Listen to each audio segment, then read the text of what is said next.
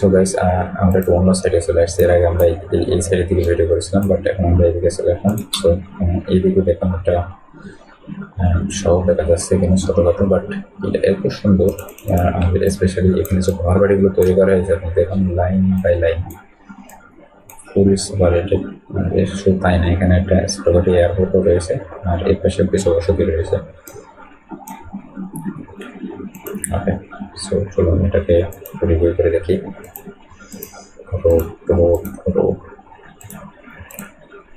ঘর বাড়ি,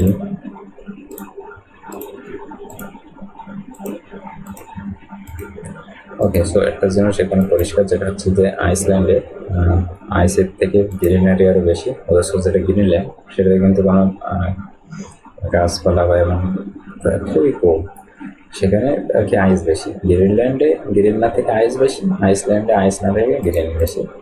সো এটা একটা কনফিউশন বিষয়, যেটা আর কি যারা এটা আবিষ্কার করেছিল গ্রিনল্যান্ড, এটা জানি না, হয়তো আইস বেশি বলে এটাকে গ্রিনল্যান্ড নাম দিয়ে দিয়েছে।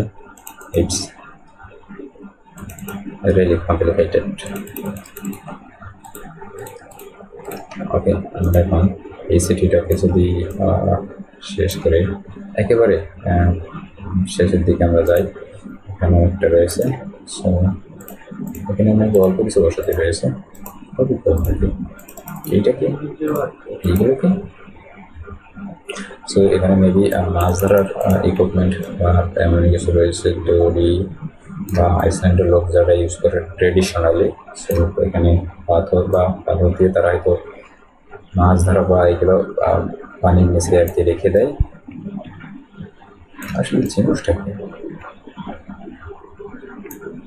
দেখে তো মনে হচ্ছে মাছ ধরার উপকরণ বা লাইক দ্যাট। এখানে অনেকগুলো দড়ি রয়েছে। সো এটা আইসল্যান্ডের অনেক জিনিসটা কি, আমি তো কনফিউশন গাইস। সো ও আচ্ছা, তারা ফিশিং এর কাজে এগুলো ইউজ করেছে, হয়তো এখানে বোট রয়েছে, তারা এখানে ফিশিং করে গিয়ে। সো এটা একটা ট্রেডিশনালি কোনো একটা জায়গা। আমরা যদি এদিকে একটু দেখি, এখানে অল্প কিছু বসতি রয়েছে। সো হ্যাঁ, দেখুন এত সুন্দর একটা ভ্যালি এখানে রয়েছে। it's looking so nice. এখানে একটা পাহাড় রয়েছে খুব সুন্দর। আচ্ছা, এটা খুবই একটা ছোট্ট কি একটা শহর।